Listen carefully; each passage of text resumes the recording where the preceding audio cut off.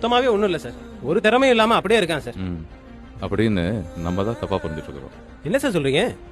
ஆமா, அவனுக்குள்ள ஒரு திறமை இருக்குதுன்றதை நம்ம தெரிஞ்சுக்காமையே இன்னைய வரைக்கும் அவனை நாம தப்பா புரிஞ்சுட்டு இருக்கிறோம். நேஷனல் லெவல்ல நடந்த டிராயிங் காம்படிஷன்ல எல்லா மாநிலங்கள்ல இருந்தும் நிறைய பள்ளிகள் இருந்து பல மாணவர்கள் அவங்கவுங்க டிராயிங்கை அந்த காம்படிஷனுக்கு அனுப்பி வச்சாங்க. அதே மாதிரி நம்ம பள்ளியில இருந்தும் பல மாணவர்களோட டிராயிங்ஸை நாம அந்த காம்படிஷனுக்கு அனுப்பி வச்சிருந்தோம்.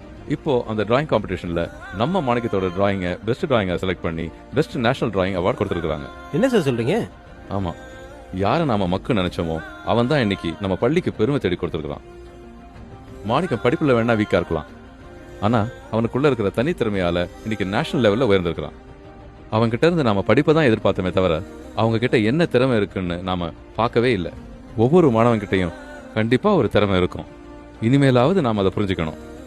படிப்புக்கு மட்டும் முக்கியத்துவம் கொடுக்காம அவங்களுக்கு உள்ள திறமைகளுக்கும் நாம முக்கியத்துவம் கொடுக்கணும். சரி,